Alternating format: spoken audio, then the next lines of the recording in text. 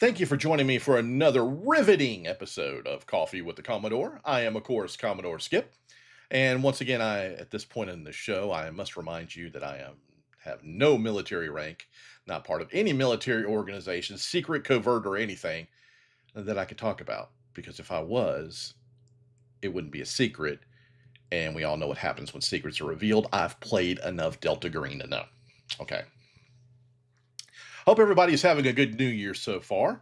Of course, wouldn't coffee with the Commodore be without coffee? Today, we are still stuck on the donut shop from the big old Marts of Wall. So it's really good. But drinking it in my Outer Banks cup, one of my favorite places to visit. It's a beach. If you've never heard of it, it's on the coast of North Carolina. It's family oriented, so it's not as as commercialized as like Virginia Beach or Myrtle Beach. So I kind of like it, but it has a few putt putts, so I'm very happy with that. Alrighty, what are we talking about today? Well, I'm going to kind of focus again on fantasy. That's where my mind is right now. So if you're a big fantasy fan, you'll probably want to pay attention. And if not, just come along for the ride. It's going to be good. And I've got some projects I'm going to talk about coming up in just a little bit. What really grinds my gears today is what I want to talk about, and I have kind of talked about this before in passing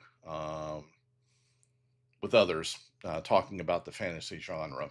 And what really gets to me is the resurrection rules. Okay, not only do you have resurrection, you have revivify, you have raise dead. My personal favorite, you have reincarnate on the good old druidic side. And then, of course, you have resurrection, true resurrection, wish. I think you could do it too if you really want to push it. It's too easy. I mean, I know some of the higher level spells, you have to work for them or go find somebody who can cast them and hope that they're feeling generous, especially if you're like in a low level group. Um, but I think in first and second edition, and in some degree third, it seemed to me that first of all, you're playing your character, and if you grind it, if you build a character, especially from in first edition and again in second edition, all the way up to fifth, sixth level, especially if you're playing a wizard. I have played the half drow wizard starting from level 1 in first and second edition, where I had one spell, maximum hit points, thank goodness, of 4. Good thing I knew how to throw darts and hide behind the fighter. But you grind it, you build it, and you get taken out by a displacer beast. Okay, we'll use that as an example. Not only because my first character was killed by a displacer beast, and it's one of my favorite creatures, but still, we'll use that as an example. In 5th edition, if the cleric, if you can get to you in a minute, then you got Revivify. Okay. I can kind of live with that. All right. Because it's right there. You're on a timetable crunch. And if you have the material component, you have to spend whatever it is. I don't remember off the top of my head because I'm old. You spend that and then bam, you're there. Okay. That's fine. I don't have as much issue as I have with some of the stuff that's coming up. Okay, because mistakes in combat happen. We all do it. We all do stupid things. We all, try to jump on top of a dragon or whatever. Um, so I can do that. I can understand that. After that point is where I get the beef. You know, it's good that you can like spare the dying. So, you will get a chance to get it gives you some time to make a decision. And I think every cleric should at least have access to that or a scroll or something as a backup.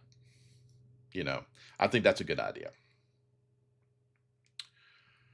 But if you're just going down to the local Joe Schmo in the village and say, "Oh my goodness, my wizard Frolumpapomp uh, has uh, has died. Can you resurrect him?" The rules say, "Sure." Bam, you're done. Pay for the material cost and everything like that. Where's the story? Where is the buildup? Where is the point where you have to do something instead of just handing gold? You're bringing somebody back who's been dead a while. Again, Revivify, I have a little problem with it, but I understand it, so I kind of put that to the side. But once you get past to raise dead, reincarnate, not so much reincarnate, but raise dead and resurrection, I think in my personal opinion, and this is just me, and a lot of people can disagree, and that's perfectly fine. You run your game the way you run your game. I think it needs to mean something. You know.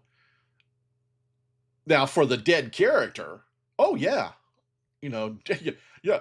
Tell Bob the cleric to bring me back. Yeah, yeah, yeah. Okay, you know. But even then, if let's say my wizard has died, I would think that it would be really cool to have your friends, your party, who wants you back because they, one, like having you around, two, you can cast fireball. Um, it needs to count. It needs to do something because the cleric itself, whoever this is asking their deity to say, "Hey, can I have some power? Bring this guy back or this gal back or whoever." You know, Eh, there should be something, not just a bam. Oh, I'm back up. I don't know, especially with resurrection or true resurrection. That's a what, an eighth, ninth level spell. That's a lot of power. There should be a ritual to it. There should be a cost to it. There should be a quest for it. And I think that should carry over when you start going through the raised dead and resurrection process. Now, let me talk about reincarnation, one of my favorites. I think that's okay. If you can go find a druid who can do this, there's going to be, unless you roll the same, species that you are, there's going to be a cost there. If all you have is reincarnation and my half drow wizard comes back as a turtle or a half orc or or a full drow, there is some story there. There is something that the character is going to have to deal with at a personal cost that I think makes it worthwhile to be able to do that because it's not just boom, you're alive. You're going about your business. There's something there. It means something that you have to deal with being this whole new species, adapting to it, going back and maybe telling your family if you have that kind of backstory. Um, you know, Players, we just kind of roll with it. Oh, hey, no, cool. Now I get a cool shell if I'm playing a turtle or stuff like that. But still, as a GM, I would want the story. I would say, okay, that's great right now. But let's say that, he comes along and you're back to your hometown or something like that. And there should be some differences. There should be something there that makes it worthwhile. And so that's why reincarnation in its own entity has that built into it, I think, if you play it right. And a good DM would. I would. And as a player, I don't mind coming. I think reincarnation is neat. So I like the challenge of my half drow now being a half orc or a full drow or a wood elf or whatever, even a halfling, whatever it comes back. No, dragonborn. Oh, dragonborn. That'd be interesting. But anyway, something like that. But raised dead, resurrection, true resurrection, that stuff. There has to be some cost to it, other than the material cost. I think that there should be if I were running a game, and I know that the player and the player has to be kind of on board with this too. But all good players are going to look at it and like, oh, this is going to be kind of a challenge. It's going to be worth it. You get with that player, maybe leave it as a cliffhanger, for that day, that game session, and you get with the player later, say, hey, look. So the next thing is going to be the party going on this epic quest to find the material component. Let's say that this particular cleric of this particular deity is asking for in return for granting the power to bring your character back. So what I would do is I would have the church of that deity give the group a guide or somebody to go along who knows what they're looking for. And let's just let the player play that. It's not going to take away any experience from the character who is, on the slab, but it still gives that character something to do, unless the character says, oh, I'll just take the week off, fine. But, I would think that'd be kind of cool, to step out of your character for just a moment, maybe a game session, possibly two, and do something like that. I think that's the way it is. It's just too easy now. Boom, you're done. At least that's the way I feel. It is probably not that easy, if you really get down and look at it. But in my mind, and as a game master, that's one of the biggest beefs I have with the system is it's too easy to be a superhero and just pop back up and you can go on about your business. I think that and it's probably just the old school guy in me, but I think that needs to be something more than just something passing. Oh, they're dead, or it just takes away the verisimilitude. I think is the word I'm looking for in your world, that there's really no consequences for death. There's nothing. It just, to me, part of what got me into gaming and Dungeons and Dragons was you're stepping out of your normal world and you're stepping into something that's completely different. And it should be challenging. It should be fun, but it should be challenging. You know. Anyway, I just had that on my mind. We just wrapped up a campaign here in North Carolina, where we were playing undead. I think I may have mentioned this before, but anyway, that campaign is wrapped up, and it kind of had me thinking, if we did die during that, before we got to the end, what would happen and things like that. So, again, it's just been kind of one of my biggest concerns and beefs, running the 5e system for D&D. I know there's a whole lot of baggage with 5e. Either you love it or you hate it. And I enjoy it. I like stepping out of it from different points to try other fantasy systems. But fantasy is always going to be kind of my baby because it's what I started on. Fantasy and horror, just kind of my thing. So anyway, so that's kind of what I wanted to focus on today. Again, it's just one of those pet peeves that I've always had, and I just kind of wanted to vent on it today. This is pretty good coffee in my Outer Banks cup.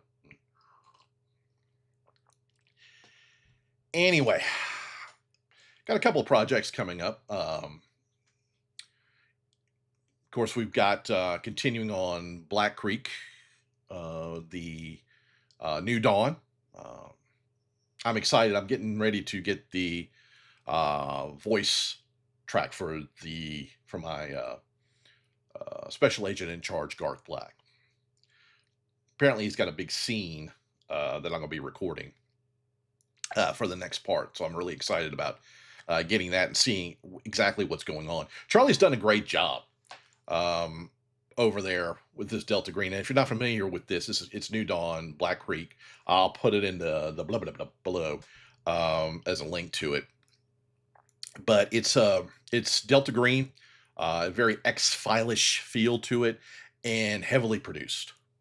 I mean, sound effects, music beds, things. It's like listening to a radio drama, and I get caught up in it, and I'm part of it.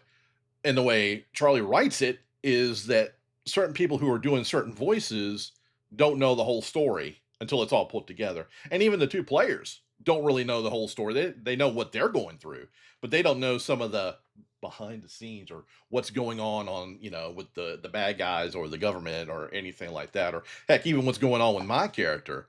So, you know, check that out. And again, I'll put the blibbity bloop down below, the link there. Um, Also got a couple of projects coming up on Old Ways. I'm looking forward to that. We're going to be continuing, speaking of Delta Green, and continuing God's Tea. So I'm very excited. I haven't heard of when we're going to start that back, but it's coming soon. Also, I'll be running Shadow of the Demon Lord over there. We've put that to bed. We've got that recorded, so that's going to be exciting. And if you watched the Symphony Awards, Bridget announced that they're increasing the World of Darkness coverage over on Symphony, and I'm going to be running a uh, Hunter game on that side. So we're starting to put that together. So got a lot going on in 2026, and of course we're still going to be doing this. I'm still going to have people on. Now, I know I keep talking about that, but it's going to happen. There's some behind the scenes work that's possibly going on as well to kind of improve the look of the show, like getting some better lighting. Thank you, Chuck, for the light for Christmas. I'll be incorporating that soon. I think I need a new camera, and then we just do some editing, just mild editing and everything like that. Again, with this show, I want to talk about gaming because it's my passion. It makes me happy, and it's something other than parts of radio and customer service that I know a lot about. And I think that I have the experience now being 58 and playing this since 78. Yeah, something like that. To pass along to everybody. But also, I want to feature everybody else. I want people to come on here on my little horse and pony show and talk about what they love and promote their stuff because I want to help them. Because that's kind of what I do. I just want to help them because they have the talent that I don't have. I can run a good game. I can come up with stuff with the top of my head, but when it comes to actually sitting down and writing supplements or worlds or anything like that for publication that other people are going to enjoy, I just don't have it.